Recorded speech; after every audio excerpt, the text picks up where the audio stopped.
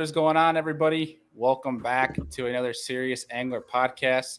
As always, I'm your host, Bailey Eichberg. I shouldn't say as always because Andy's been running a lot of these episodes lately. It's been you boys killing the show while I've been traveling all God Earth's creation here. Real quick, Bailey, I just want to say we're a team. So, tonight, I guess I am the host because I'm you are the host. Upper left-hand corner or right-hand corner, whatever side I'm here. But no, we're all hosts here.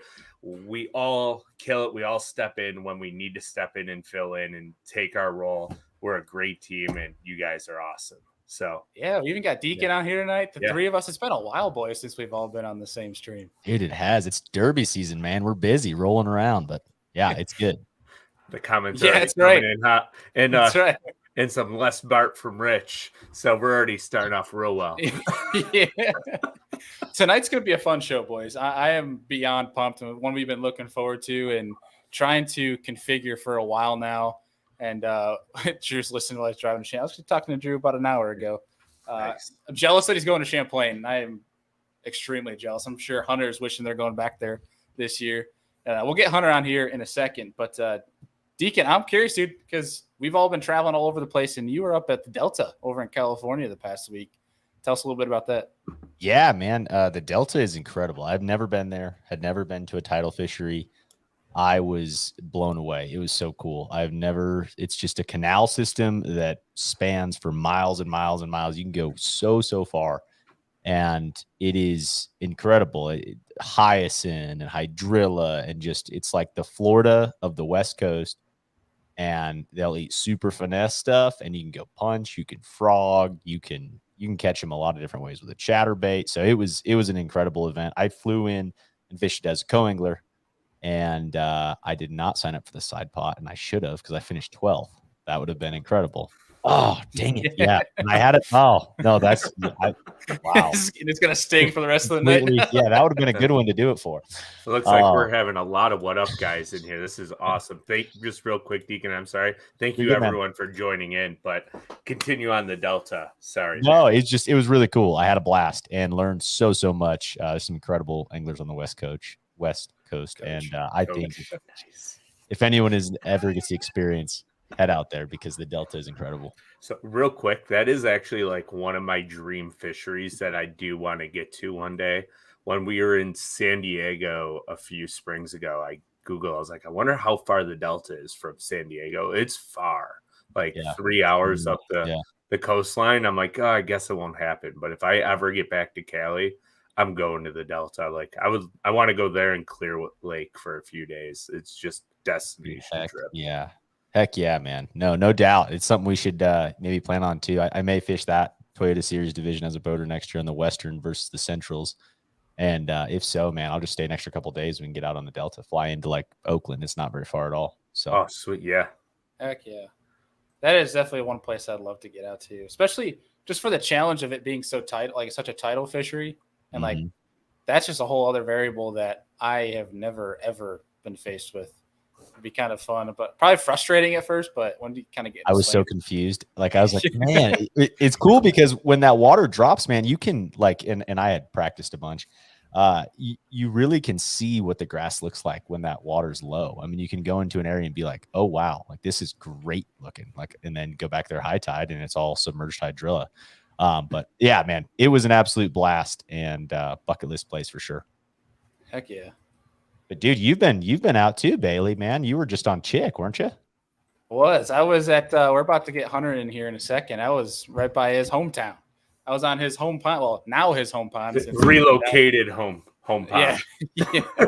And dude, it was fun. Had another good finish on the Hobie BOS series. Walked away with 12th out of 196, which I'm happy with. And caught all my fish. I caught over 40 fish on day 2 on a frog, and it was an absolute riot. I looked at the camera that when filming for Chasing Hardware multiple times, was like, you know what? I know I'm not going to win doing this, but I'm having too much fun to stop. So I'm just going to keep doing it. Dude, yeah, no doubt.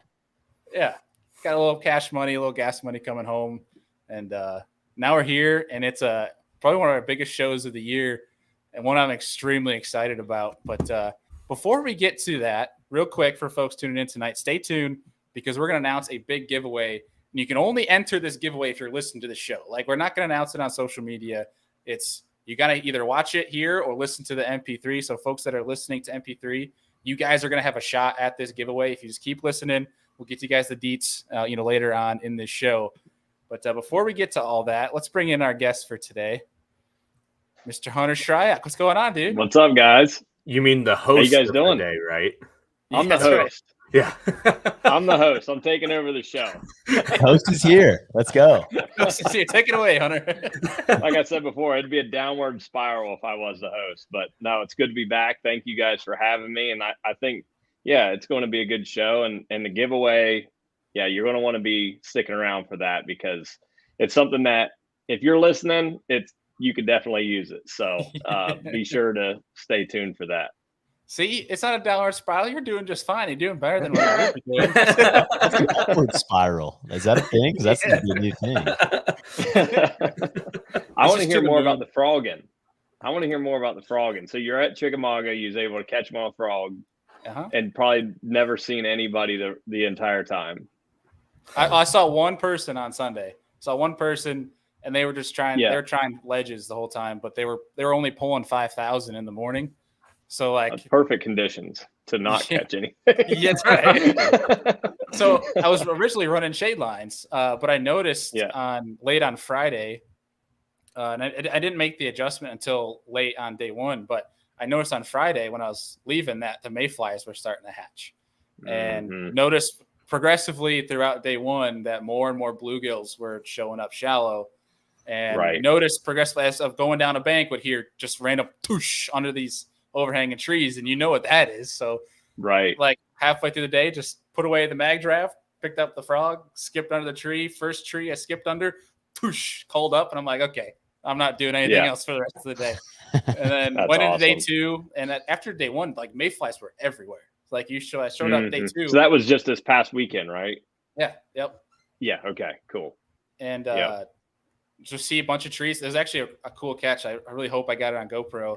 Where I saw one overhanging tree that was loaded with mayflies, and purposely threw the frog into the tree, started shaking it. Yes. Mayflies going everywhere. They're going nuts, skipped under it, and caught my biggest fish of the day doing that. It was super cool. Gosh. Going around. So that you just created a new technique, going around shaking the trees, circle back to it, skip under there. So, Hunter, he has one distinct advantage here. He can be like ultra stealthy in that kayak and get up there and shake the tree with his hand. Slowly back off. Yes, very true. If we were in a bass boat, you'd have to go through crash and everything. Shake them all. Shake them all and like circle back like 10 minutes later. I'd probably be schooling on the bank or something. But no, that's cool because most of the time, this time of the year, everyone's so concerned with the 7 schools of bass that's out on the ledges that those fish up shallow just don't get messed with. So looking forward to doing some of that myself this week, hopefully. Sounds like he's going to be running the pattern. Every single overhanging tree, and like even like some of the cypress trees like on the islands in the main river had them too. Like every tree you threw a frog at was going to get bit. It was awesome. Right. I didn't want to stop. That's awesome. I genuinely, if I wasn't in the money, I didn't get the text, hey, show up to awards, I probably would have stayed and kept fishing. Perfect conditions. Yeah, just one of those days. That much fun. Heck yeah. That's awesome. I do love to ledge fish. And I called Andy to multiple times. I broke all of my practice rules on Thursday because I wanted to just at least see. I was like going from point A to point B. I wanted to check ledges to keep it honest. And I ended up finding one big school. And I was like, screw it. I'll just make a couple casts and throw a shaky head in there, catch a small one. Shaky head, catch another small one. And then I was like, whatever. I'll just make another cast. I catch a 5-pounder. And I was like, huh. And I'm like, this is usually when your brain in practice says stop. But I call Andy, and I'm looking at the TVA app, and they're not going to pull any water on the weekend. I was like, do I just have fun and blast them right now? Or do I, follow my practice rules and keep moving? And then he's like, Andy just, of course, eggs me on. And he goes, catch him. I was like, you're not going to be doing that anyways in the tournament because if they're drawing the water down, like, just go blast them and have fun because when you fished the kayak championship, the Bass Championship on Possum Kingdom, you regretted not doing that because it flooded. So I was like, just have fun, man. Like, you're already in the Tournament of Champions or the big tournament at the end of the year. Just go have some fun. Enjoy. Yeah, that makes sense. The app was like, don't fish ledges. And then I was in the middle of a boat lane in Chickamauga on a weekend. So I was like, don't fish ledges. So I just proceeded to just crack them for 2 hours straight. It was so much fun. I'm on the phone with Andy. I'm like, my brain is saying no, but my arms will keep casting. So I can't stop. So was it a sneaky spot or was it more like an obvious place? Like if you just drove down the boat lane, you'd see him. So, I mean, there was probably 5 bass boats that drove past me as I'm just catching them. So I just didn't care. Yeah, because if it's something like that, you might as well, if it was something that you thought was a little bit off to the side, then you keep that in your back pocket. I'm with Hunter. You did the right thing. I get so scared. I get so scared sticking them, dude. Like if it's like, but then like you said, you regret it if you're never gonna go there in the Derby anyway. Oh, dude, I felt so internally conflicted though, because like I'm the same way. Where it's like catch 2-3 fish, I'm gone. I'm not gonna touch it. Yeah. But I was just like, I kept catching them. I was like, I'm my 15 fish, and I'm like, this feels so weird. I'm wasting my time, but it's too much fun. More than likely, would have never made it back to that spot without someone else being there. Right. You know what I'm saying? Without a boat being there or something. So, gosh. Yeah, I'm looking at the app at 6 a.m. when we launched, or first cast for us at 6 a.m. Looking at TV app, and they're only pulling 5,000. I was like, I'm glad I did not try to do anything ledge-wise. So, yeah. So did they pull any current that day then? Later in the day, probably? None. It got up to, I think, 11,000 on day 1. And day 2 was there was a leak in the 4,500. And then there's a leak in the dam. That's what 11,000 is. It's trickling. They can't stop that from coming out.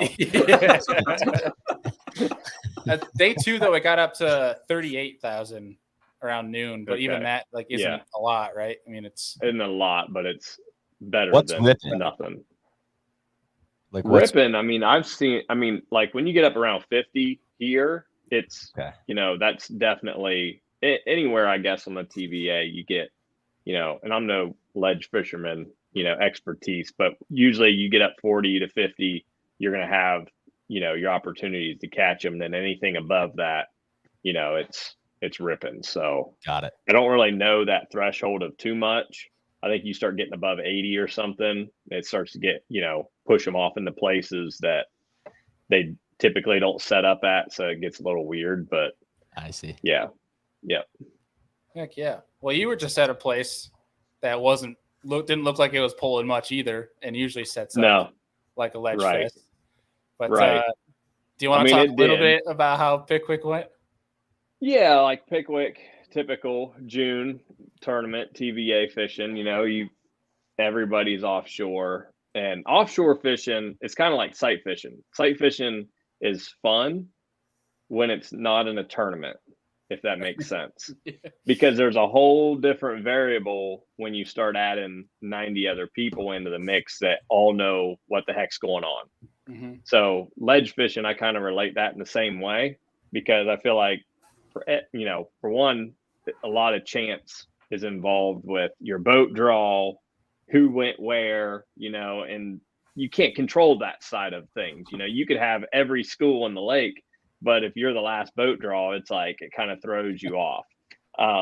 But regardless, all of our guys found everything that you could possibly find. And the few people that found something a little bit more were in the top 10, right?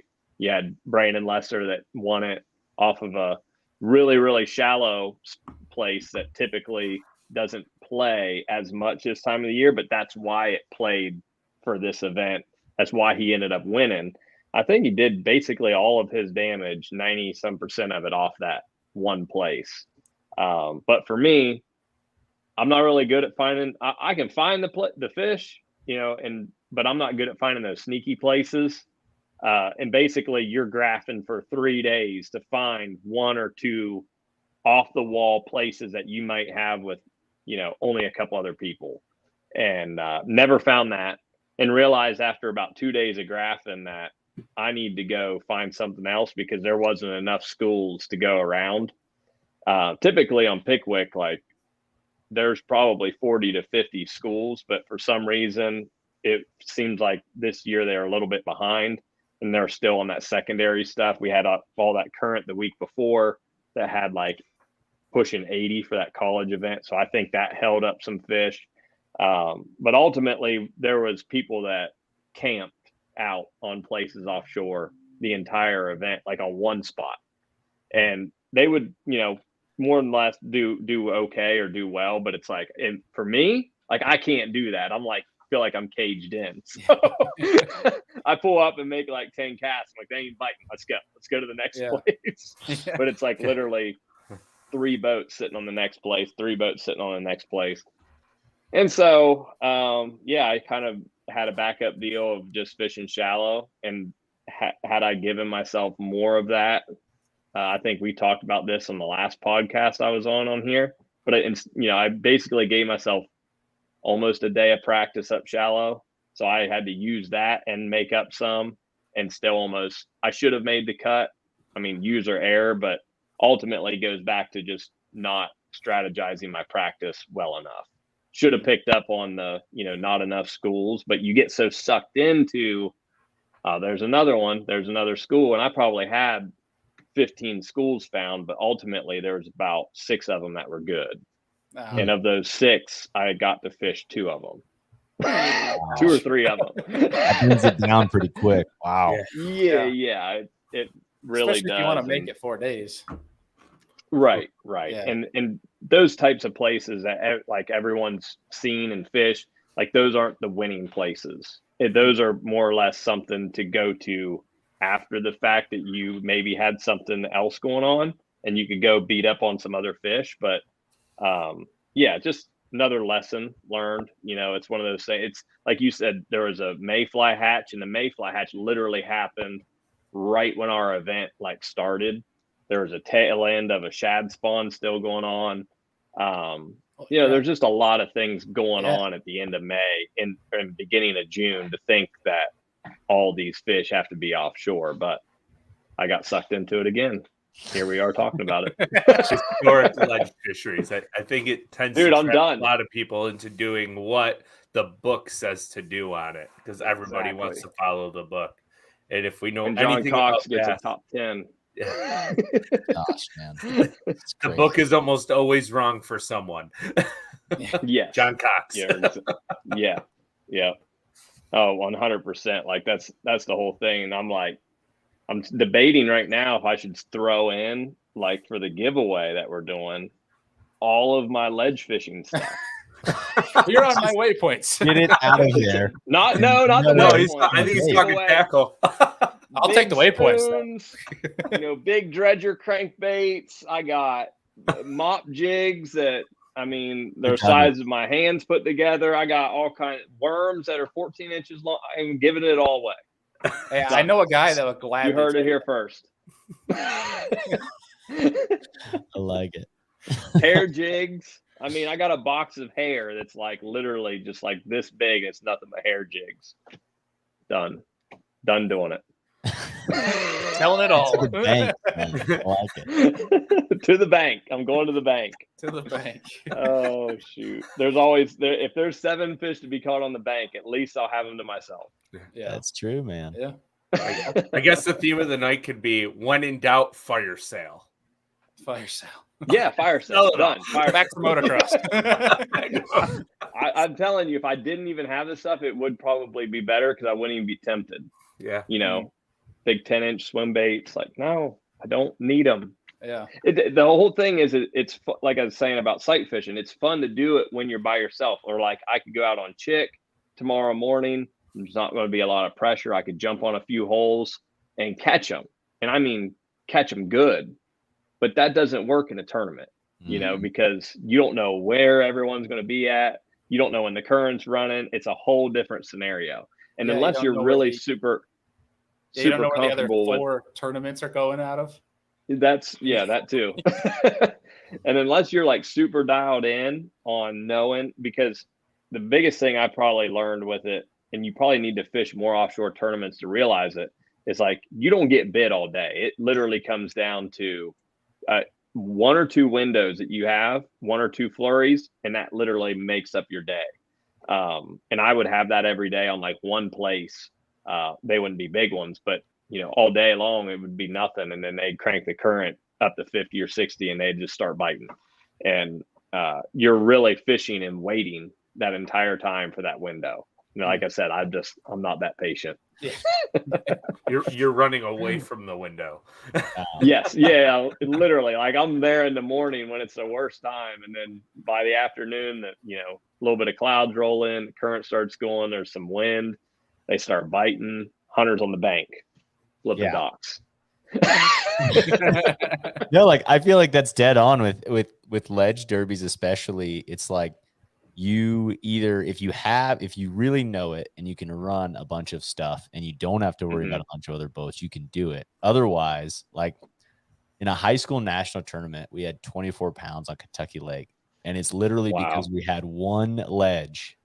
We had like a couple ledges, but it's the first one we get on, and we're like, dude, we only have like there's 200 boats in this thing. There's so many other boats around. Like, we're gonna sit here all day, and that's what we did. And then they turned on, right, and it happened. Yeah, like it's either that or you gotta know it so well, or you pull a John Cox and say, screw this, I'm going to the bank.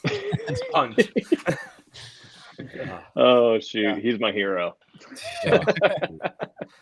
Well, Hunter, going back to talking about all that dang tackle that you have in your boat that everyone has always got like their eye candy on, right? And things that people always, the sexy side of fishing, right? The rods, the reels, everything. But whether you're from a kayak or a boat, there's one thing that everyone overlooks that might be the most important thing in your entire rig. What might that be? For me, and this is no joke, and I'm going to get into some of this here in a bit, but just the reliability of good batteries to be able to show up and have your equipment work. Because I can't tell you how many times I've fished these tournaments. When I started, used boats, blah, blah, blah.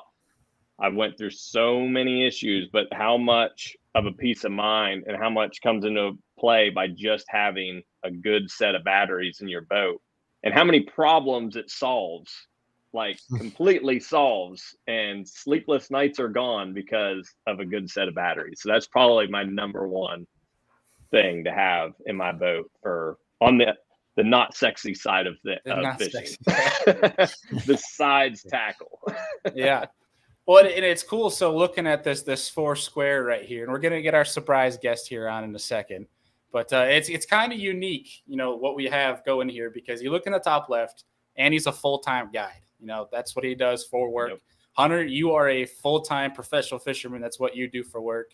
And Deacon, you're aspiring to get to that level, right? As a tournament angler, fishing the Toyotas, traveling around the country, and me doing the kayak stuff. Like we were kind of touching each niche of fishing from a, like a competitive standpoint, guiding the whole 9 yards. And power is the biggest thing to keeping you basically going throughout that entire thing. And that's what we're very excited about to talk about tonight and announce to everybody is this platform, this podcast is getting re-energized, and we're very proud to announce, and we'll get a little drum roll here. The Serious Angler Podcast, our new presenting sponsor, is now X2 Power batteries. And see this nice new layout in the background. Awesome. And you can't see it because our 4 square, but you'll see in a second because we're going to bring in our surprise guest, Mr. X2 himself, Mr. Shawn Budiak. What's going on, Shawn? How you guys doing? We're doing great tonight. It's a huge show for us. We're happy to get you on here. You've been on Business from the Bass Boat, but X2 is not only huge for all of us, but obviously it's huge for you, and we're very thankful for you for believing in the platform here. Yeah, absolutely. I think you, JP, had it right in the comments. You kind of figured it out when all 4 of you were wearing X2 stuff.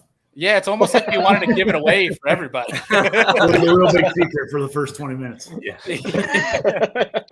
Anybody tuning in is like X2, X2, X2, X2. Yeah, I wonder who it is. Yeah. But no, we are super pumped because, like I was just talking about, like it, regardless of each of our lanes in fishing, power is one of the most important, if not the most important thing, to keeping you, on the water, doing your thing. And like Hunter said, without a worry in your mind of, am I going to make it back to the ramp? That type of deal. So it's pretty awesome. We're pumped to be running the best in the game, and appreciate your support. And we're excited to talk to you about fishing tonight. But I know some people have some battery questions because it's an important topic to talk about. And I kind of want to get into it with you because we've had a lot of conversations. Yeah, for sure. Being that we get to work together pretty close. And first of all, I just want to ask you is how did X2, how was it created? What was the inception of X2 Power? It's been I'd call it a pretty cool, unique journey. And it's only been like really, probably 14 months, 15 months of really finally celebrating this brand. Saw Jeff say best battery on the market. We've had a best kept secret for so long. And it's been one of those things where great batteries are, as Hunter said, is just underestimated how outstanding a day can be when you don't worry about whether or not that trolling motor works all day, whether or not every draft works the way you want it to work. And we've had it. We've been living it.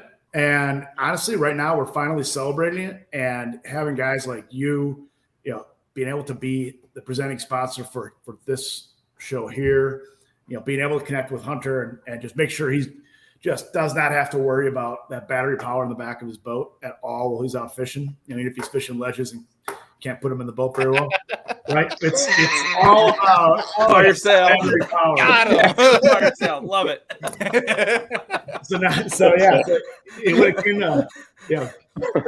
Shawn's going to be sending Hunter a text there. So about that tackle. Yeah.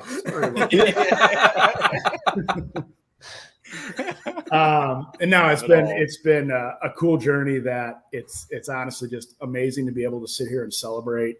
Honestly, just what has always been a great product. And, we'll talk about it in detail, in the coming time here, but it's only expanding. It's only growing. The partners we've had, along this journey has just been so cool. And we're, at a point where we're, literally, I think feels like this momentum keeps building. The word keeps spreading.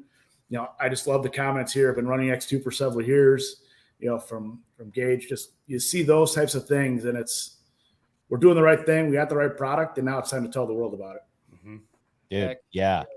And before we can go any further, I guess one thing that is just, you can just see it, Shawn, is the way that you have so much passion around this, man. Like it makes everyone feel, you're all in on this, everything with batteries, you have a passion for fishing, and it just shows you're all in. And I don't know, it's very easy to see. And I just appreciate you working with us for that reason. Yeah, awesome. You and just all three of us, or all four of us, really having conversations off to the side. Yeah, like I said, we got a good product. Just want to make sure everyone who's running it never has problems. Usually the times that we have problems, we can troubleshoot them because it's usually something that we can fix. And just having those one-on-one conversations, connecting with tons of people in this industry has been so cool for a guy who's been sitting in the battery industry for 16 years. And really working in the fishing industry for, call it 14, 15 months. It's pretty cool. Heck yeah. There's so many, you hear a lot of people, and Hunter, I'm sure you hear it more than the rest of us here, like whether it's the opens or the elites, the guys that are in the service yard and they're having electrical issues, and you're like, I don't have that problem. Like choosing the right battery to start with, it eliminates so many issues, right? Right. And that's like kind of one of the things that I've had so many battery issues in the past. When I was getting into fishing, I have a used boat. I would buy the boat from my brother from the year before, and he, used it to its full potential, same set of batteries, and I'm trying to get them through the next year. And it became one of them things that I was so prepared for battery problems. I would have 3 external chargers. So I would be up in the middle of the night changing batteries, and this is at a Bassmaster Open like back in 2015, stuff like that, where it was constant. And I was never happy with getting a new battery and feeling confident in that new battery. I was constantly going, where can I go get this battery exchanged at? I would know we've all been there in the middle of a tournament and the battery goes bad and you're worrying about where the heck can you go? There's no place to get it returned at. And I hear that a lot today I'll go through and listen to some of the college and high school tournaments. You know how they have the live weigh-ins and stuff. So just like at Pickwick, they had the college event, and I listened just to hear how the fishing was. And you probably about 5 or 6 teams come through, say they had boat issues and it was battery problems or something along those lines. It's, and it stinks because at the end of the day, yeah, you got to spend money, but it can be prevented, by going to an X2 battery. And honestly, I put those batteries in. It was my first year last year running all X2 AGMs. And the real test is when we get on the road, when we're out fishing at an event and you're practicing for literally like Pickwick. I'm on the water at 5 a.m. and I didn't get off the water until 8:45 p.m. So by the time my boat gets plugged in and charged, and that's not a full cycle charge, and maybe we can circle back to that with Shawn on how long your batteries actually need to be charged, but they would get charged up, but you do that 3 days in a row and then you're fishing a tournament and you're using your live wells, your electronics, your power poles, your this, your that, your motor. That's the week that you have failure because of how much you're using them and not properly getting them, back up to par. And all year long, all the way through the St. Lawrence River, when you're on the trolling motor and 6 mile an hour current and you're on it the entire day on spot lock and the batteries never failed me. That's when I'm like, yep, I'm a believer. I fished the whole season without an issue. That was the first season last year I ever have fished a full season without having a battery issue. And so here I am, 22, haven't had a battery issue again. That kind of explains it because I don't know how many other people are using the batteries more than what we are on the circuit. So we put them through the ringer, and I can vouch for it. You're absolutely the ultimate test for sure. I might not be out there for 15, 16 hours a day, but I mean, I'm on my boat literally every single day. And we'll digress here real fast. The first ever tournament me and Bailey fished together, I lost my cranking battery. And it's like this on the Niagara River in 6 mile an hour current. And now I have no more worries. My batteries are charged within 3 to 4 hours every night when I plug my boat when I get home. And I know I'm not draining them down past 60, 70% on a 31 AGM on spot lock all day. So they're an incredible product. Absolutely incredible. Heck yeah. Yeah. And so I see some people in the comments saying need X2, going to buy X2 now. I know with what's cool with X2 that you guys have allowed us to do, Shawn, as a team, and Hunter's been able to do as well, is we're being able to give back, and because these batteries can get expensive for specific folks and we're going to talk about the whole lithium versus AGM here because I think it's a really cool conversation that we've had a few times. But we're able to give back to these people and give them a code. Do you want to tell them a little bit about that, Shawn? Yeah, we're excited with all of your loyal followers, the guys that are sitting here live, following downloading your Spotify or Apple Podcasts. This is its own community, and we're happy to be part of it. And I think kind of what Deacon said, just the passion that we have for this product. I want everyone that's part of this to have that passion for the product. And it's not the coolest thing to talk about batteries. It's for me, it is. I love it. I geek out on it. I do it all day long. But sitting on a podcast for an hour and a half talking about batteries, is a lot different than talking about lures. But we want you to be part of the X2 Power family. We want you to not have battery problems again. We want you to have a resource if you ever do have battery problems. And we're here for you. So with that, we're going to be launching a chance for all you guys to get our product through our local Batteries Plus stores. That's where they're available nationally with a discount, covering $40 off the battery, enough to get your trolling motor and everything up to par, and just excited for it. And honestly, as we go look through and have some conversations, as you guys call Bailey and Adam and Andrew and even Hunter and have questions, we're one call away. I'm one call away, and we're literally kind of that connected. So we're not here to just be a logo in the background, of these guys. We're here to be, here for all you guys out there doing this all weekend long and spending Tuesday nights listening to bass fishing and watching, Hunter on the weekends. Yeah. I think I can speak for all of us. Right. That family atmosphere is the most important part because we know who we're chatting with every day, and we know that you're not just going to mislead us, right? You're telling us the information we need to know. And you might be hard on us too. At sometimes be like, stop breaking stuff, so, which is perfectly fine. I'll argue batteries all day long. Heck yeah. Well, and then for folks that, if you guys are looking to get a little, discount on your batteries, get in touch with us. We'll get you guys hooked up. And I know same with Hunter. Hunter can get you hooked up as well. Yep. But in addition, they're also going to have a crack at winning themselves a free battery. And this will get into the giveaway here. And so this is for folks that stayed on. We're going to get into this. So your wait is coming to an end. And this is a chance for folks. If you're listening on MP3, you're not on the live stream right now, you have a shot at this as well. And we're going to run it for the whole week. So it's going to run until next Tuesday. Go down in the link in the description. Click on that link. It'll take you to X2 Power's Instagram page. If you're not already, follow the page and comment on X2's post announcing our partnership with Serious Angler. And just comment, either that you've already followed, comment something on that post to get yourself entered. And then we'll choose a lucky winner next Tuesday to win a Group 31 X2 Power AGM battery and a swag pack.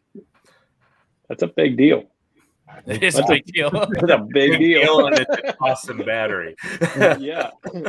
Yeah, that's crazy. And then also the swag. I mean, my gosh, the amount of comments people are like, man, where'd you get that hat? Where'd you get that? Like X2 has got some swag, man. People that don't even fish, they're like especially the one that Shawn, you guys made that was like the wooden emblem with the fish. That's the one. That's the one. Yeah, people wearing right now. Yeah, that one. People are like, yeah, where do I get that? Yep.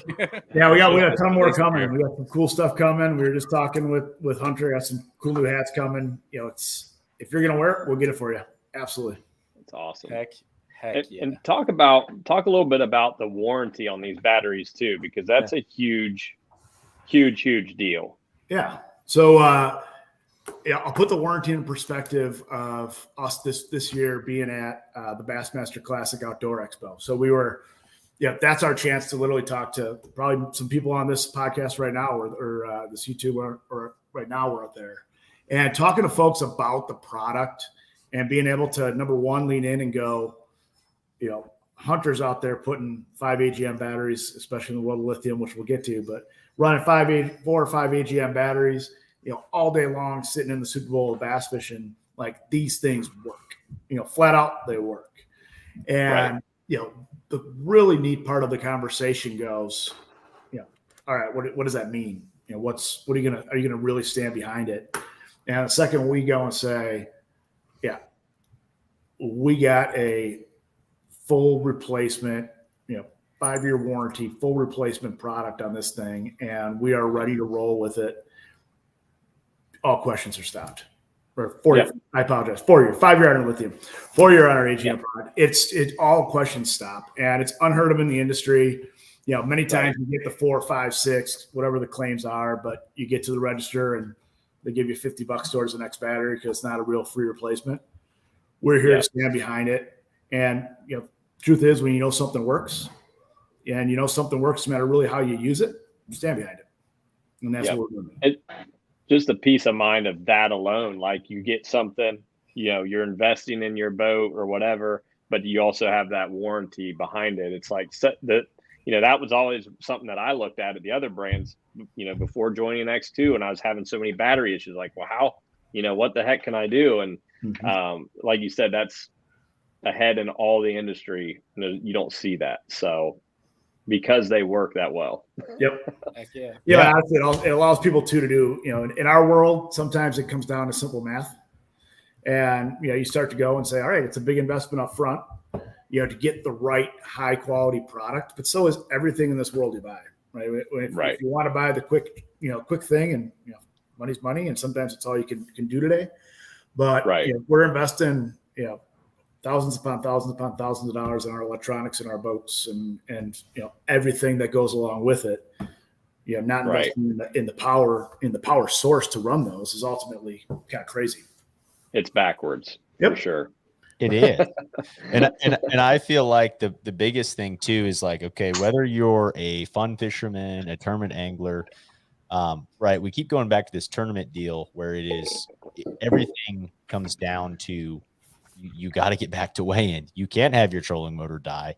There's so much importance on the tournament side, but also as a fun fisherman, if you have a 9 to 5 and your time to fish is on the weekends with your family, or you have a family trip plan, that kind of a thing, if you have battery issues, that ruins everything. I mean, that ruins your trip. And so to me, that's the biggest advantage to really pushing from a fun standpoint is like, you want what's running your boat to be of top quality.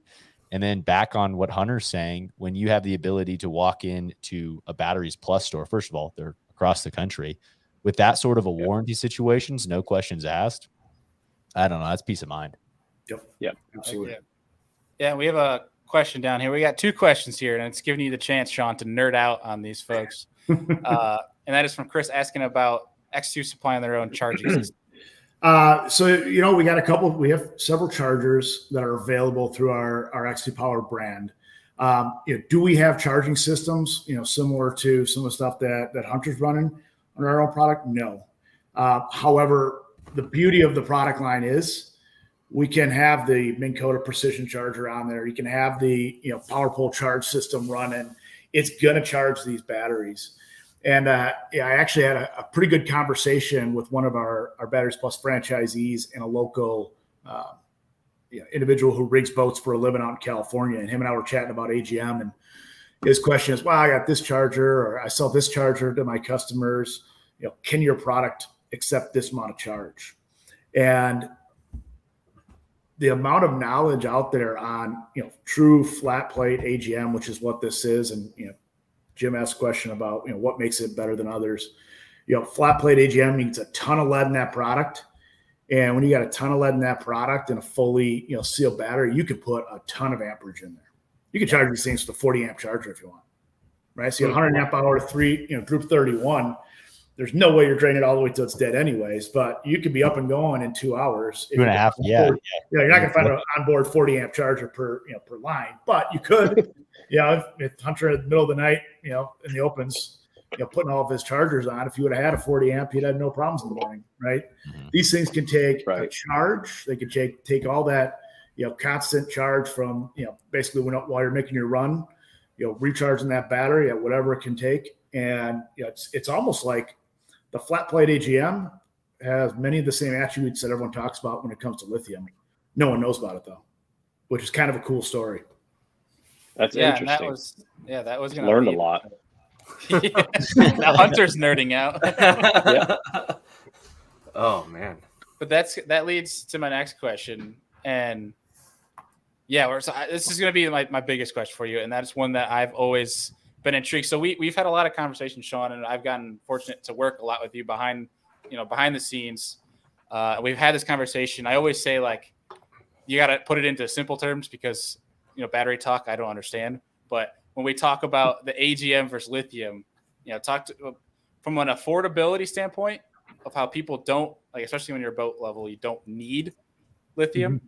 But it also talk about just the difference between the two batteries. Sure. So, Bailey and I have chatted a while. I think, Adam, you and I talked for about 45 minutes, two different occurrences. Yeah, over and over. Talk about it. We absolutely have a great lithium line. Hunter's got him. He's ready to run him to the test. Lithium is absolutely the future in this space. We'll never deny it. But it's a big investment. And yes, there are attributes of that technology that put it at the very upper echelon.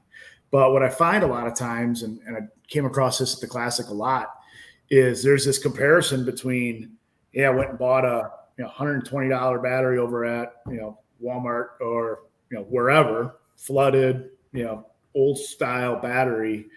I got to go to lithium, and they don't necessarily know there's this in between.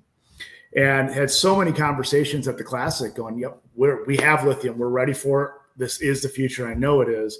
But you don't also have to make that jump now, right? For me, I've got a 9-year-old and 11-year-old. My 9-year-old just came down and told me about his baseball game today. We're not able to get out every single day, fishing. This weekend I got out for 12 hours. That's an anomaly, right? As we look at it, if you're not doing it to the level that Hunter's doing it, you may not have to go buy a $900 battery times 3 for your trolling motor. Our AGM blue taps are about $450 for retail on them times 3. That's half the price for darn near all the performance. And one of the things that I've always referenced to, and we've got great partners, and Hunter or Carl or Josh Douglas or Justin Atkins just did a great finished top 10 this week. We had great folks that are running these batteries, putting them to the test, and up until just now, they're all AGMs. Right. So it's great to have the lithium technology in both. And we're fortunate enough to really be the only brand that's got in this market that can give you kind of ultimate power and, call ultimate power, ultimate choice. Are you ready for our lithium product? Do you want to step into AGM? Is today the day you just get rid of the ones you replace every year because it's a pain to replace them? We got the options for you. So we definitely take kind of this stance of, we got it. We're ready to have a conversation, but let's figure out, like, authentically and genuinely, what do you really need? Not kind of what do I want to sell you, if that makes sense. Mm-hmm. Good point. Yeah, and that was one of the most interesting things from this conversation. Like, you hear a lot of people say they want to go lithium to save weight, right? And one of the coolest things that you told me, Shawn, talking with Carl Jacobson, was when he switched from lithium to all AGM, that his boat got faster, because people don't take into account like the weight distribution in a boat. And I thought that was super interesting. Yeah, it's honestly absolutely more about its weight distribution, and it's unique conversations. Like the conversation I had with one of our pros, Jeff Gustafson. He's probably one of the few guys running a 2075 Lund, and that battery location is weird. It's down below the rod locker in the front. So he has an issue. Wow. If you put too much weight in the front, now you're kind of nosing in. You're going to go slower. You get the weight in the water. You get the weight back. That's you're getting the nose out of the water. You're going to pick up speed. So it really is, when it comes to that speed, it's all about your unique position, what type of boat. Adam and I were talking about his, I believe, Skeeter, right? It's a 721 Phoenix. In the battery compartment, he's sending pictures of the battery compartment. It's all unique, and if weight's a thing, and we'll figure it out. But oftentimes it's kind of some of those, like, what's the quick headline that's out there that I want to kind of talk about, versus for you as an angler, for you as a weekend angler, for you as a recreational boater, what do you really need is what we're ultimately here for. Heck yeah. See, that's a good point. It's already worked. Let's go. My Chris. boat did the Thanks, same. Man. Yeah, yours did the same thing, Hunter, right? Mine did. Yeah, I have a 21 PHX Phoenix, and when I had lithiums in it, it lost 2.5 miles an hour, and it handled worse without that extra weight in the back. Now, I think you can correct some of that stuff with like changing a prop, and then try like relocating a lot of your tackle. But at the same time, the other side of it for me personally, like, what I know what I have works. Like, I know it works to the fullest of its potential. So it's like, I get the lithium side of it, and there's great attributes to both, like lithium, the weight loss, the instant power, and then obviously you got the AGMs that are just tried and true. I know I can put them through everything. They're tough as nails. So it's really just like you said, at the end of the day, what do you need personally that's going to benefit you the most? 100%. Yeah, see, then the lithium conversation, talking about speed from the kayak standpoint, I gained a whopping like 0.5 miles per hour. Yeah. Bailey, you don't need to worry about speed in that thing. Yeah. No. I'll go put a blue top in that thing. It'll go like this. Yeah. Switched into X2 lithium, man. I put that baby on plane. All right, let me tell you. Yeah. He's gaining 0.2. Oh, that's awesome. Hilarious. But so, I mean, this is something we're going to be, with this partnership, that we're going to be talking about for a while. And like, Shawn, you said it yourself, battery talk is not the most sexiest conversation that everyone likes to talk about in the fishing industry. But it's one that is important to talk about, because it saves a lot of people a lot of headache, a The last thing you want to do is drive an hour and a half to the boat ramp to only get 15 minutes on the water because you realize something's messed up. So it's something, throughout this partnership that we're going to keep talking about. We're going to make content around it, trying to educate you guys. And that's something the X2 team's doing a really good job at. And I'm really excited for some of the stuff, especially with the X2 website that they're going to provide, is people a solution to really understand what they need. And, do they have to spend this amount of money? It's really, you guys are having the conversations, and that's what's important. And that's what we're excited to help distribute. So yeah, there's so much here. We say batteries aren't, the sexy thing to talk about. I get a hard time from being on Alex Rudd's podcast a while and using lithium batteries or finally made batteries kind of sexy again. Everyone wants to talk about them finally, which is really cool. And it's really not about the battery that is the reason. It's all the electronics that are sitting in that boat all day long. And we got to talk about them, right? You're not just running some old, Eagle depth finder on the front of your boat any longer. Yeah, it's power that you need. And, we're ready to talk. And there are absolutely really cool advantages to stuff like lithium. And we're ready to chat with it and just excited, to really partner with you. Yeah. Heck yeah. Well, to start there, it looks like Kyle's got a question. Let's see. You can't find the X2 for a Helix 15 and a Mega 360. The one that Josh Douglas has good CCA and 100 plus amp hour. If that's your only two graphs, I've had a lot of conversations, Shawn, with Trent, since we have talked with Trent Palmer, with Shawn, just about putting, hey, look, I'm running on my boat currently. I'm running a lot of graphs. I've got 4 graphs on the boat and live scope and 360 on there, and talking to the amount of power that you need. And that's going to be really cool with the new website with the actual calculation. But to me, a regular 31 can run a Helix 15 and a Mega 360, no problems. But I don't know, Shawn, do you have any thoughts there? Plus, obviously, you're cranking. Yeah. So, one thing I'll say is our product, to Kyle's question, as a good CCA, our batteries aren't starting batteries. Right? They're not. The lithium technology truly wins and kills it in a deep cycle application. Right. If you want to talk about like the best example I can give you on deep cycle application is everyone's old cordless drills. Yeah, you use them. They used to like die on you as you're trying to screw the last screw in, and you just can't do it anymore. And today's lithium goes, and just stops.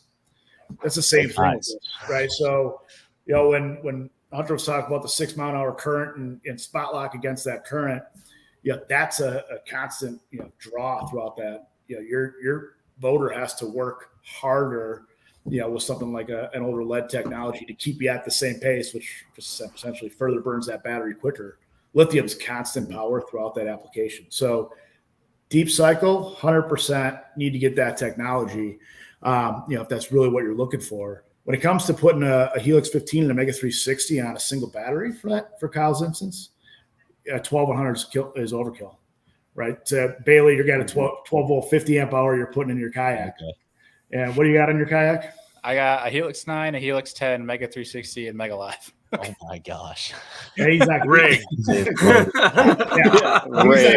It's so ridiculous, but he's not going to run out of power at all with that lithium technology in there. Is that thing like you got water coming over the side? It kind of tilts slightly to one side as he sits in it because he's always leaning. All the electronics, just the 360 and the Live on the one side kind of counterbalance the 2 graphs on the left side, so it kind of works out. And then he goes to Chick and he's like, "Yeah, screw this ledge stuff. I'm throwing a frog." Yeah, it didn't even have a.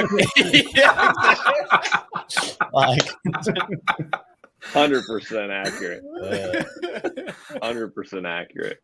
Yeah, it definitely. I've gotten a few comments from guys on the water, like looking at it like you get more money in electronics than I do in my boat. Yeah. Wow. But yeah, Bailey's a great example of what Kyle's question was. It's all about what electronics do you have? We can help figure out, what is the true draw of those electronics as they're alluding to. We got a battery calculator about to be put out on x2powerbattery.com just to allow you to like select exactly what you have. If you got a Helix 10, Helix 12, if you run a Lowrance unit, pick the unit you have, look at the battery you want to put in there, and we'll give you a rough estimate. Of course, it's a rough estimate based on how you're using it. We'll give you a rough estimate, though, of how many hours you get, on each of the battery sizes available. So it can truly be catered to you, not necessarily going, all in. And that 12 volt 50 amp hour to the 12 volt 100 amp hour, is roughly half the price. Don't buy what you don't need, even if you want to stay in that lithium space. So it's a cool conversation. Just we can cater it right to you.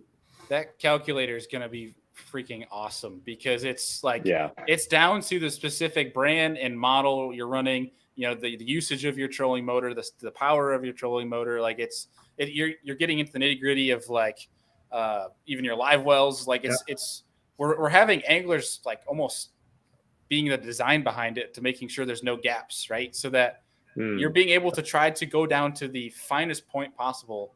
Again, like Shawn's saying, it is a rough estimate, but you're getting as close as possible to tell you what you need. And that's that's the biggest thing people ask, though, because they don't know. Like, how much power do I actually need? Just to get them in the ballpark somewhere. And the biggest, and one other caveat to all of this, you can have everything right. And this is what's so important about batteries and everything powering your boat. You can use the calculator. Okay, I've got a Helix 12 here. I got a Helix 12 here. 360, boom. Okay, here's what I need. Order it. Remember, there's also something connecting your battery to the actual graphs, and your wiring is so important because you could have the correct battery. And I'm sure, Shawn, you've probably dealt with a call or two where they're like, my battery sucks. And it's like, hold up here. Let's check your charger. Let's check your wiring. So let's get into a little bit of that, Shawn. I mean, just do you see that being an issue? I shared it with Alex too. This one, I won't name names, but we actually had one of our first year was last year, really doing a lot of the work with, the folks like Hunter and putting the batteries to the test. And we did I did get a call one day, and someone that was you can say it was Hunter. It's okay. What was that? You can say it was Hunter. It's okay. It wasn't Hunter. We'll call him. But it wasn't like battery's an issue. And I'm sitting here, I'm calling people, going, I don't get the setup and how this isn't charging. And I said, it's probably not the battery. It's probably something in the charge system. But I said, you know what? I don't care. You got to go and do your tournament. I called one of our Batteries Plus stores. The guy drove an hour and a half, met him at the hotel, and gave him a new battery. And I just want to make sure he's ready to go. In the end, after chatting with him about it, it ended up being something within the cabling, essentially pinch wires. And the setup basically said one of my batteries is not charging. And I knew best way to do it would be take the one that is charging, put it on that circuit. If it doesn't charge, then the charge is a problem. But we didn't want to worry about it. But it ultimately is. I actually I love having conversations. I tend to get obsessed with crawling on anyone who's posting on Instagram or on the X2 account or on the Batteries Plus account, trying to find the folks that are having a problem with their products and literally calling them. I've got this awesome story of a guy lives down by Fork, and had a pretty bad video that he posted on Batteries Plus account about his X2 in the middle of the lake, saying the dang thing's dead. Had a couple words that shouldn't be repeated. I messaged him. I said, call me. And him and I chatted probably a half hour, 20 minutes is fishing talk, 10 minutes is battery talk. And, lo and behold, he had a bad experience, at one of our stores. Just the associate didn't really know what his boat setup was. But the second you talk and you really talk it through and talk it out, he goes, oh, yeah, you're right. This is his third battery in a year. X2 power. That doesn't happen. Statistically, that does not happen. Yeah. So please rewire your boat. He rewired his boat. I sent him a bunch of swag, and to this day, I still get awesome text messages from him. Say, hey, thanks. He's wearing his X2 shirt, holding the bass up. It's when you talk to someone, through their problems instead of just dismissing the problems. It's amazing how far you can go, and it takes a lot of work to do that. But we'll have those conversations all day long because that grassroots way of building a brand, responsibly that way is what we want to do. Heck yeah. Boys, go ahead, Connor. Sorry. I was just going to say that's such a good, just what are some troubleshooting ways that, we're on here talking about batteries, that things like just checking your terminals, simple, stupid things that always end up causing, something that you said, it could be the wiring on your boat. It could be a loose terminal. I've had it where a fuse is out, So when you think something is wrong with your battery, always be checking some just common sense things, or go back over how everything's just wired on the battery itself. I sat there and didn't have power in my boat at one event years ago, and I thought for sure the whole thing was toast. No, I just put the wrong terminal, the wiring on the wrong terminals. It was like completely back. Like, duh. Honestly, anyone could do that. I just where I'm up here in Wisconsin, and our boats don't get on the water till just recently, and just put all the batteries in my boat, after keeping them charged all winter long, and go to start it, and it won't turn. I'm going. Yeah. In my mind here, I'm like, oh, did I close this right? What happened? Did I blow something up? Mess with something completely. And it was something. I went back to the battery and just looked at how tight my terminals were, and just something so stupid. For someone who's a battery guy for a long time, it's usually the most simple thing. If one item doesn't work, all of a sudden your radio doesn't work in your boat, and you're wondering why. Well, you probably didn't hook that terminal up right? So not that that's the most important thing to worry about, but it's usually that simple. The other basic things tend to be, check your cabling, check for pinched wires. The battery is the power system, and Adam was referenced Trent Palmer, who Hunter, I know well. Yeah, he's also one of our team members, and was probably one of our biggest advocates as we got this thing started. And him and I were having a conversation. It's amazing that everyone cares about the battery. I shouldn't say. Everyone cares first about the units, the drafts, the cool stuff in the boat. Number one, that's the sexiest on the sexy meter. That's the top of the line. Cool to kind of cool scale. Batteries is there because you need to worry about it. All that cabling and wiring in between is just assumed to be great, and most of the time, out of the factory, it's not all that great. So you can have the world's best battery, the world's best electronics, and if that cable that connects the two is garbage, who cares? Yeah. Right. So there's a little bit of, you want the brightest graphs possible. You got to have the best power and the best cabling, and wiring possible. So there's a lot. Such a huge difference. Yep. Yeah. And guys, for those of you who don't know, Trent Palmer, so it's with Sonar Pros. Again, he's just a great guy that has a wiring harness that is incredible for getting that proper power to the proper electronics. And he rigs a bunch of pros boats with a lot of graphs. Yep. I've taken my boat to him, I think 3 years now, and he's put in his wiring harness, and it makes everything, my Lowrance units work 10 times better. It's able to get that power from my battery and actually to the units. And you're using stuff like forward facing sonar. That stuff only works as well as the amount of power that's being put to it. And so if you're not getting a good, if it's through some little wire, 14 gauge or whatever it is, more than likely it's not going to work as properly. You're not going to see as far on that forward sonar. And so once he did that, and that's another thing, it eliminated my problems, which at the end of the day, that's all I can ask for. If I can do that and he can help me out with that, have the X2s powering it, you can't beat it. Yeah, I think wiring is huge. The last kind of big aha that many people have when they have battery problems is we call it kind of parasitic draws. You've got things on your boat that you think turn off that don't turn off. And I just talked to a franchisee out in Adams area, kind of by Fort Collins, in Colorado, and he just had a customer that walked in and said, "This thing ain't working. I'm on boat battery number 2 in 12 months." Yeah, he hooked up the right tool to the boat and really showed him your boat. Literally, when you think it is off, is pulling 4 amps. So put that in the garage, for 4 or 5 days in a row, not on a charger. And of course you can get out of the water. It might start there, but you're 2 miles, 2 miles out and go to crank it the next time, and you're kind of SOL. So there's a lot of weird things that you just need to watch out for. And, honestly, with the product we have, we love it. More times, than not, we can troubleshoot and figure out what's really wrong rather than just give you another battery and 6 months later, someone's back in saying your battery's not working. Mm-hmm. Right. Yeah. We have a quick question here from John Pollock asking about lithium batteries and working in freezing temps. Freezing temps is unique. So got the cold. Let's compare it to something. Does your phone work when you're sitting out on the ice? I ice fish. Right. So does your phone work when it's 10 degrees below zero? no, it ends up shutting down on you, whether you're sitting in a deer stand, freezing cold, or out ice fishing freezing cold. Or just drains, right? Like as far as fast. It's just not suitable for that environment. Now there are technologies that are being introduced. Our line right now does not have it, but it will shortly for the ice fishing side of it. That's truly putting it to the test. Many of those batteries either are kind of wrapped in, call it some form of insulation, if you will, around the unit, or they actually have a slight heating element built within there to keep it just warm enough to not, go kaput on you. Out on the water, you shouldn't really hit any temperatures where you really have to worry about that, to any level.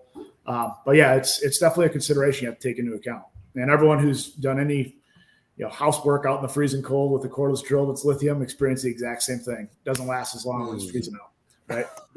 Very quickly, it dies. That's a little bit of the beauty of the lead acid technology. I mean, it's old. It's what's been around for forever. We've got to tweak to it, but it's a workhorse. And no matter what temperature is outside, it's going to work. Not at all times at the same level, but it kind of gives that other question of where does lithium have its place? Where does lead acid have its place? Yeah.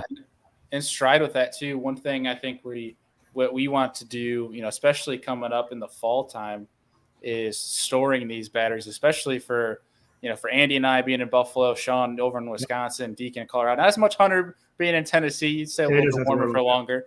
His random snow. Random snow in like April. Iran. Yeah. But the importance of storing them through the winter, like especially during ice season, especially like your boat batteries, because there's people that don't store them right and they find themselves buying batteries every year. That's why we sell batteries. Obviously, we sell more marine batteries because people don't take care of them than you do because they actually go bad, especially here in Wisconsin. There's definitely, when you talk about like storage wise and the benefits and shortfalls of lead versus lithium does win out, in storage. It's going to essentially, that lithium product has a BMS system and a battery management system that, think of it as a computer inside that battery a little bit. It's preventing it from, if you try to draw too fast of a current out or charge too fast, it just shuts the thing down. It puts it to sleep so that, no events, occur, if you will. And that also happens when, it's sitting in storage, call it everyone says battery tender, throw it on a battery tender. It's okay. It won't discharge, all that much over winter, where lead acid will discharge, at a higher level during wintertime. So it's still, the right charger, the right lithium charger is required for lithium, the right AGM charger is required there. Will maximize your life, but it's just a little bit different way of handling it. Heck yeah. And that's just stuff we really want to, vocalize with everybody, show our listeners, just like trying to educate that. So we're looking forward to doing that too. But we've been talking batteries for a while, and I think we should switch gears here before we wrap this show up and talk a little fishing. Because Shawn, I know you're super passionate, obviously, about batteries, but too super passionate about fishing, and it was pretty fun to get you out in Buffalo recently to fish with you. I'm curious, when did you get your start, and how did you get your start in fishing? And Hunter, feel free to grill your boss a little bit here. I'll be honest, my life as a kid growing up, it's sports. And I remember my dad taking us out we were actually just literally 2 days ago, at the boat ramp where he'd rent a boat, throw a little old Evinrude on it, and go out there and soak some worms. That was the kind of fishing we got to do whenever we could do it. I think where I started really getting into fishing was, call it 15 years ago ish. When I met my wife and, got involved with her family, and her family was all about the outdoors. Her brother, Jared, her dad, Jeff. I never shot a gun in my life until, I met that family. Then I'm sitting in the woods and buying a bow and bow hunting, and her family's we're actually heading up there, called next Saturday. We're heading up to the family cottage in northern Wisconsin, and water's gonna be too cold to worry about towing kids around in a tube, so we'll be sitting and fishing all week. And that's kind of where things started accelerating. Things started getting, all in on it and loving doing it, and choosing to do that on one of the very seldom but free Saturdays or Sundays, that we get. So it's definitely been a passion that's been blooming and growing. And honestly, this last 14 months 16 months, have just accelerated my knowledge, in this space, and absolutely love it. Well, I could say Omnia Fishing has loved you in the past few months, Shawn. There might have been 2 orders placed last night. That's right. Two separate orders. Dang it, I forgot something. You started to sound like me. And then it's like, oh man, you got to get to 50 for the free shipping. So always. I burned through all my General accents last weekend, and I'm thinking about next Saturday going up, and that bait shop in northern Wisconsin's not going to have anything. So stocking up on that, and then I'm thinking, what else did I miss? So my wife's sitting on the couch looking at me on my phone. Well, you see, I realized I got 2 orders coming pretty quick here. Oh, you better make sure your wife's like looking over, making sure how much you're spending, because it'll become a problem really fast. It's a rabbit hole that never ends. See, Shawn, what you can do so that it's not in your internet history is you just download the Omnia app now, and now you can get away with it. I may have done that last night. There you go. See, you're already ahead of it. Or what you do is go ahead, Andy. I was gonna say the other thing is too, don't buy a bunch of ledge fishing stuff like Hunter did and try to sell it. I'm slowly going my way in there. I'm start giving it away. Yeah. I was gonna say you could just like call up Hunter and be like, "Hey, remember those batteries I gave you? Can I get some generals?" Andy, when I was out with you guys, you and Bailey, I had to come home and buy a whole ton of jerk baits and things I had nothing in my tackle box for. Now they're sitting here ready to be used. So learn a new technique, get out there, experience something, and go dump a whole bunch of money in tackle. Nothing like losing a mega bass to a pike. So be careful, man. Yeah. Snaps that. Oh crap! Yeah, just cut your line. Oh man. Yeah. That's it's like a great feeling. It's like this color looks good, but they might be biting this color. Well, I might as well get this color too. And next thing you know, and you'll never get a bite. 2 of them. Yeah, and then you never get a bite on that style like forever again. It's like always in your one-time deal. Oh yeah. You got 7 colors of something you ain't ever caught a bass on now, and you're like, why did I do this? I think the worst part, or not, like for me, that I'm like, man, I gotta look at my lifetime tally, like of Omnia orders. When you go in and you're like past orders, and you start scrolling through, you're like, oh no, I've spent some serious money here. I didn't think about it, but like you're leaving for a derby, and you're like, oh gosh, like oh man, I need to get a bunch of Ned rigs or whatever it may be, and then you're like, well, I didn't use them at all, right? But then you go back and look, and you're like, wow, I'm buying a lot. Yeah, or you're sitting there like, dang, I could have paid off my student loans by now. Yeah, we won't even get. I seriously thought, like, I think if we was to like, us anglers, I have so much tackle, and it's a constant. Just like you said, you bought a Ned rig pack, and then it's like you put it away. It's almost easier to order more than try to find where that went. Because Lord knows where they went.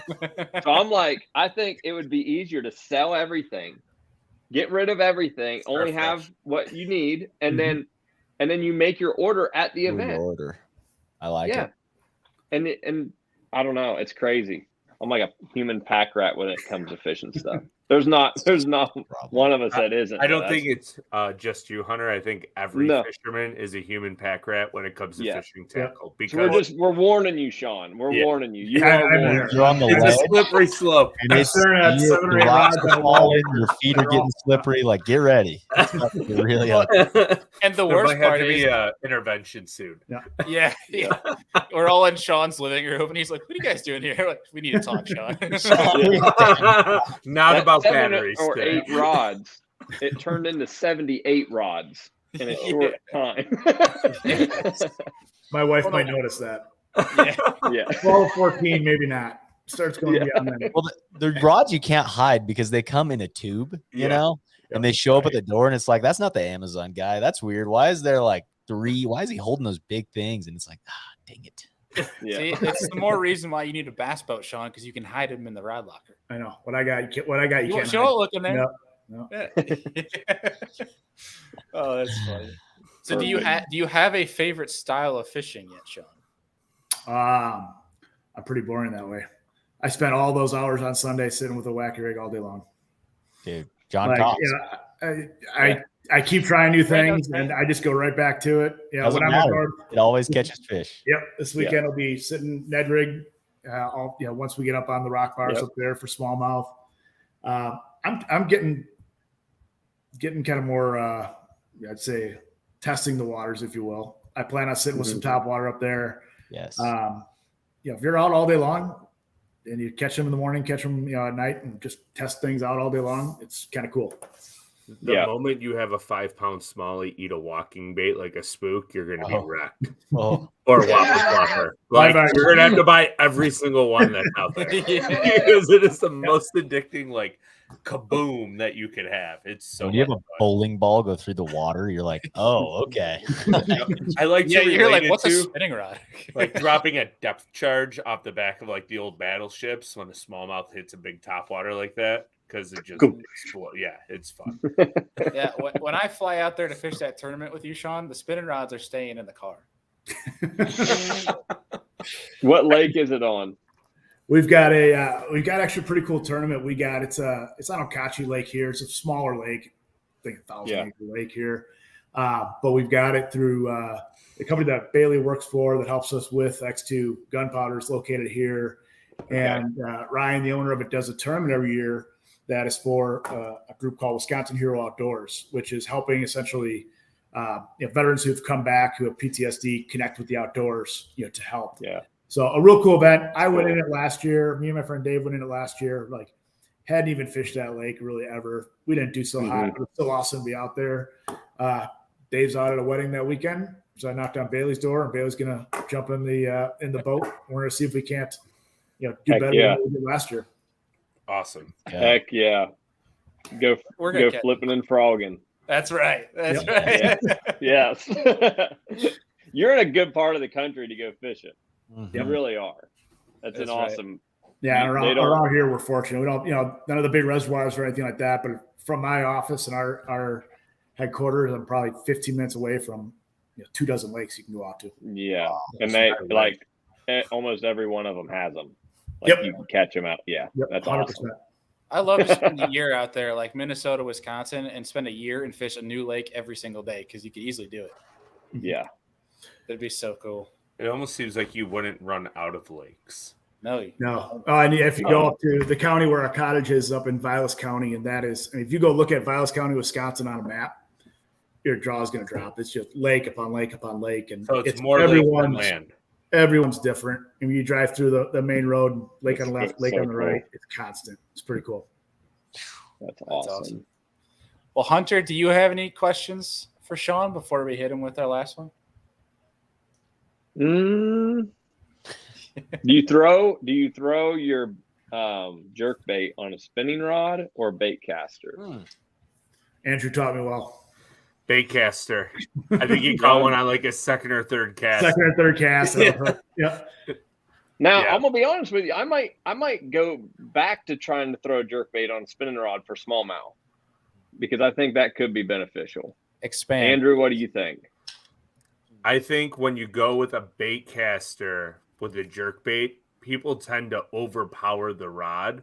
A softer rod with a parabolic bend tends to work a lot better with smallmouth, but a quick tip that you can really get that bait to slash and rip. I'm a 100% a bait caster fan. I can't do it with the spinning rod. But I found I'm just trying to think of a way not to lose a smallmouth as much. You know, the biggest thing I found is dropping down in line size and then having a slightly softer rod so they can pull it and you can give to them a little bit. You really need it to be soft. Soft, like that makes more sense. Not so much soft, but more parabolic, so it flexes all the way through the rod. Yeah. That's so in Abu terms. The rod that I have used for jerkbaits in the Abu rod was the old red 610 medium light Veracity. Was a pretty good jerkbait rod. Yep. Yeah. I got the Fantasista 610 medium light. Yeah. So it's probably around the same very thing. Similar. Very parabolic. So my team partner that I fish a bunch of team tournaments with, he actually won the high school national a while back when we were I guess that was a long time ago when we were in high school, but on a jerkbait on Kentucky Lake on a spinning rod. and he throws all of his jerk baits on a spinning rod to this day. And I throw it on a casting rod, and every once in a while, he'll pick up a casting rod or something. But the majority of the time, he's always throwing it on a spinning rod. You can cast so freaking far with it, right? But that makes sense. It's just what his preference is and what he's done. And I've always been a bait caster guy, but we were on Lake Mojave in Nevada this last year, fishing for a boat, and I don't know, we were just losing them left and right, man. Just a smallmouth on a jerk bait is just a painful. It's a dangerous situation, especially when they're hot, like in the summer. Like they're just, they do what they want. Treble hook, treble hook bait with smallmouth in the summer is a no-go. Like you're gonna lose 40 to 60% of them. I feel like on any given. But it gets spit. Oh, they smoke it. That's the issue. I think they eat it too hard. Like when the water's like you can just be like, I'm throwing over here. Yeah. They're also over here. Like, like I don't know why he was out there, but it's out there like over 15 foot of water just swimming. But he ate it, and you cover a bunch of water. So between that and cranking. But it's funny, like you say that you lose so many in the summertime, but that water's 45 to 52 degrees. You land every single one. Oh, exactly. Yeah. Every slow up a little bit. Yeah. They're not coming to the surface like crazy. Like, it's got to be like, because obviously when that water's colder, they're a little bit more denser, right? So that's probably got to be the biggest factor. When it's warmer, their mouths are a little bit softer, right? No, I think it's actually opposite. I think the smallmouth mouth is actually harder in the summer because they tend to be eating more bait fish on the bottom. Like what I find in Erie, where I live, is that they don't eat gobies when they eat them, but they don't eat them as much because they don't have to dig as deep into the rocks. So their mouth isn't so calloused up and beat up and thick. They're more eating bait fish, so they tend to have softer jaws. Bailey, I think what we're talking about is just the water temp, man. Like when it's cold, they're not nearly as hot. Like they're not jumping like crazy. Like, you know what I mean? I was just thinking like with different water temperatures, their mouths are just either softer or harder. If it's harder to get a hook into them, that type of deal. I think it's based on what they're eating and when. Like if they're chasing bait fish, they don't have to have a rock hard mouth. But if they're going in and diving in on rocks, obviously, like think about your hands, you're weightlifting, right? You're going to get all calloused up and tough if you're pulling heavy weights all day. Smallmouth diving into rocks, they're going to get calluses, and their teeth and gums are going to get harder because they're beat up and bruised. And they're crunching. Rehealing. Yeah. Oh, you lose so many more fish on a drop shot in the summer because you don't get good hook penetration in them in 50 foot of water. Yeah. That was my first experience on the St. Lawrence. Was like these fish are bending hooks like inward. Like their mouths are so tough, man. It was crazy. Yeah.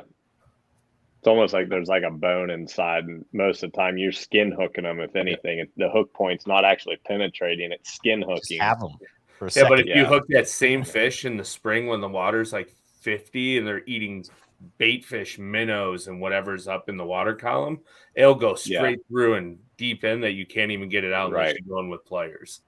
It's interesting. Very interesting. And that's just me catching smallmouth like 100 every day of your life. Yeah. I live 15 minutes from Buffalo, so like I just noticed these things, especially over the last like 2 years, I would say. I'm like, it is insane how much different. And I don't think it's so much a pressure thing because I can run water that I know that nobody has been on. It's the same deal. I'm like, this fish is just barely skin hooked in the top of the mouth. And I'm like, this makes no sense, but it's down its throat, but it's barely skin hooked. Yeah. Hunter, were you on the elites when they went to Oahe the last time? You were? Yep. So are you pretty excited to go back there? Maybe not for the gas price that you have to pay to get there, but true. Or the dirt roads and rock roads. Yeah. We're taking out a Mo Bridge, which is like 80 miles or 100 miles north of where we took out of before. Yeah. So it's like a brand new lake, basically. Then. Yes and no. Yeah. I'm just glad like the last 3 tournaments are going to be more. Well, I should say the last 3. St. Lawrence, we kind of know what we're getting into. Oahe and Mississippi River are both going to be kind of like grinder tournaments, and we really haven't had any of those besides like Chickamauga this year. where it was like really every event's been a slugfest. I like those like go catch you 10 pounds a day, keep clicking and you catch you 12 pounds or you know what I mean, and you're like in the hunt in the top 10 with 13 pounds or something. Let's go. So Oahu's going to be, I think it'll be a grinders tournament. It'll come down to 1 or 2 bites. It'll probably still take decent weight, but it's not going to be St. Lawrence like, oh, you don't have 22 pounds? See you later. For sure. 22 pounds and in 70th place. Yeah. That's facts. So here's the question. If you feel like answering, are we going to see Hunter SHRYOCK on stage with Greenfish at the St. Lawrence River? No. Maybe. Maybe. He hopes not. I think that was code for I'm not telling you. Oh no. I think that was code is I don't want to catch green ones, but if I have to, if I have to, I know where some live. Like I got some pets, but no. Typically, that time of the when we're going, everything tends to run. I mean, the smallmouth, largemouth, everything tends to run skinnier. So they're not going to be as fat. They're not going to be as built up from they just got done spawning, yada, yada, yada. So it's really tough to compete with largemouth, specifically the time of the year that we're going to be there. So later in the year, you can have a day or two of good largemouth fishing, but now everybody knows about it. So you kind of split that up and there's only so many good bites to be had. And if you split that up with a couple other people, then you're kicking around 16 to 17 pounds, and any other place that's good, but there place. It's like, you're in 90th place with 16 pounds. And you guys are going out of Clayton, right? Correct. And Canada's open this year? I'm thinking it is. We haven't had full confirmation on that yet because we were just talking about that. I hope it is. Yes. I hope it is too. The Johnstons hope it is too. Chris and Corey. But no, it would definitely open things up to have that open. And it's like something we haven't had for the past 2 years. Yeah. Is having Canada. So it stinks kind of like running down the river, like with one hand over your eye, like don't look over there. Like I can only stay on this side. Oh, that looks good. Start steering. Dang it, Canada. Yeah, that looks good. Can't go over Canada. Yeah, I think like over here in Buffalo, we couldn't start fishing Canada until like September last year. It was like like in September we were like finally allowed to go over, and I think all of us were like, "Hooray!" And we all went to Canada like the same time, the same day. Yeah, like, it was like, all out there, like hey, yeah. Everyone in Erie, it was the Americans on the Canadian side, and all the Canadians on the American side. Yeah. So yeah, this spot hasn't been hit at all. No, it has. They all beat on it over there, and we all beat on the same stuff over here. So. That's right. That's funny. Well, do you guys have anything for Shawn or for Deacon? Andrew, you guys have anything for Hunter before we hit Shawn with our last question? No? And I don't think so. It's been great. Yeah. Heck yeah. All right, Shawn. I think you know what's coming. It's our question we ask everyone that's new to the show. And that is, if you could sit down, have a beer and a steak with any 3 individuals, they don't have to be in the fishing industry. They could be alive 1,000 years ago or alive currently. What 3 individuals would you want to sit down with, have a steak and a beer, and pick their brain? Did you prep for this real fast? I kind of should have known this was coming. Good. I was saying you prepped and you wrote down your answers. I saw you said, Phil Bailey, just listen to your last one with just one you were on, Andrew, and you asked the question. I should have prepped. Yeah. So I'll take a Packer. I'm a Packer fan, so I'll take a Packer. I'll take one that's not. No Aaron Rodgers or Brett Favre. I'll actually go Bart Starr as one of my guys. And obviously, I didn't watch him play or anything like that. But gotten a little kick of reading like every Green Bay Packer book possible and read one about him and his wife. And probably just the coolest people you would have ever sat down and I don't even know if you would have had a beer, but sitting down and chatting with him and his wife and all the cool things they did. Just a good person is what it seems like. So yeah, that'd be number one. I actually get a quick number two easy.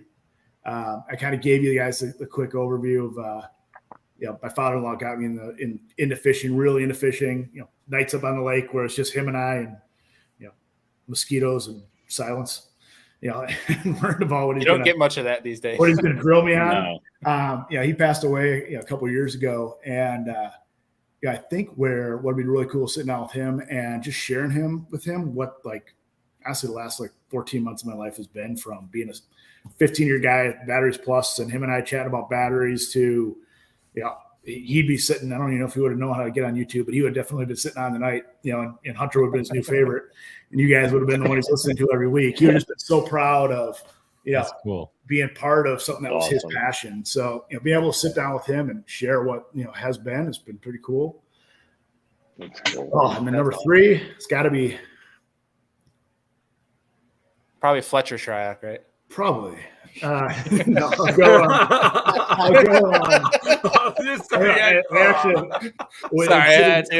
A complete side note, but Fletcher got me to buy a couple rods last year when I had COVID, sitting in my bedroom, and MLF was on TV, and he was his rod. He had a commercial with his rods, and I'm like, I'm going to buy a couple of those.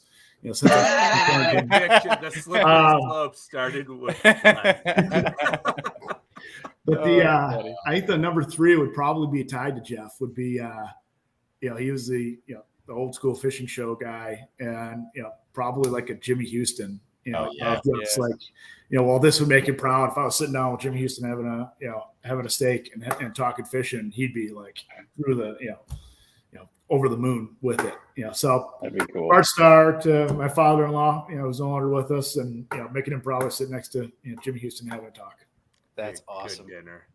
Hell yeah. Yeah. It's a good list. That is a very good list. Sweet. Well, boys, I appreciate you guys joining us tonight. Shawn, thank you again for everything, not just, supporting the show. What do you got, Andy? Real quick, Shawn, and this might get you excited. I totally forgot. I wanted to text you about this 2 weeks ago.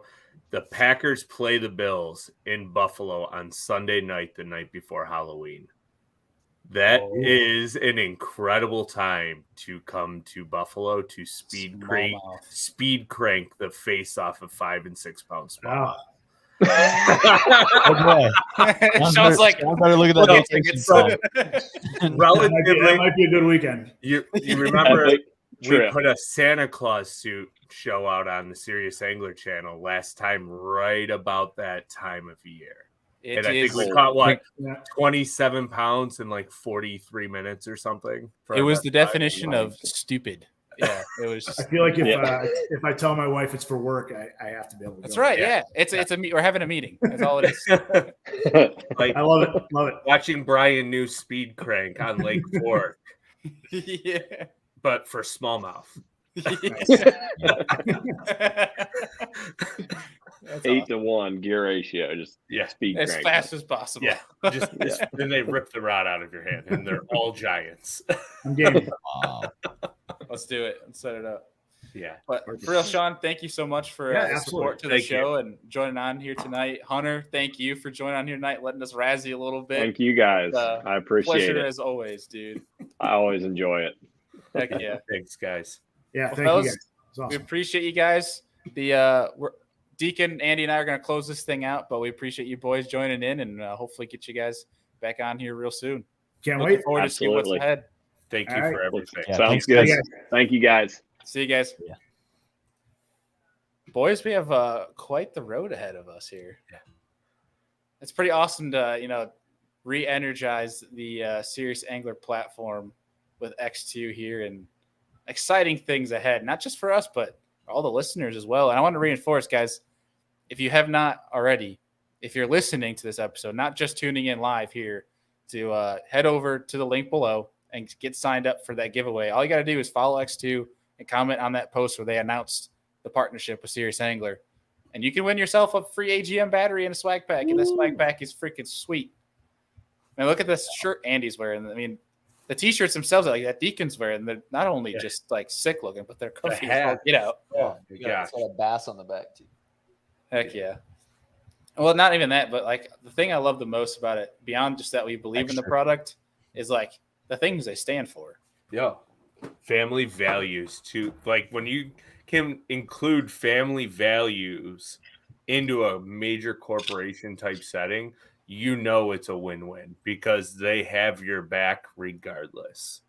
And I think that's the most important thing. Like there are a ton of companies out there that say they do something, but the moment you call, it's a runaround, right? You know you're not going to get that with X2. You know they are going to help you figure out what is going on and how can we help you. And I think that is the most important thing beyond everything is the customer service aspect. Not only is there, but they also have an amazing product to offer. Mm-hmm. The biggest thing that stands out to me, and I have a unique privilege of working with Shawn and the X2 team behind the scenes for my full-time gig.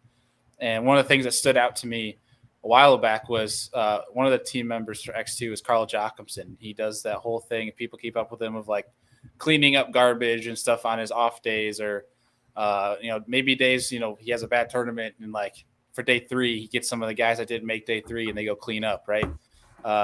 Shawn just wanted to, their whole team wanted to support it. Didn't even want any recognition for it. Just wanted to see what they could do to support it. That speaks volumes. So it's a pretty cool team to be a part of. And hopefully you guys all feel the same way. And we know this is going to help you guys as well, you listeners and fans. So stay tuned for a lot of pretty cool content and ways to win and get yourself some sweet batteries. Heck yeah. Well, boys, I think that's going to cut it for tonight. Anything coming up that we want to let the folks know before we tune out here?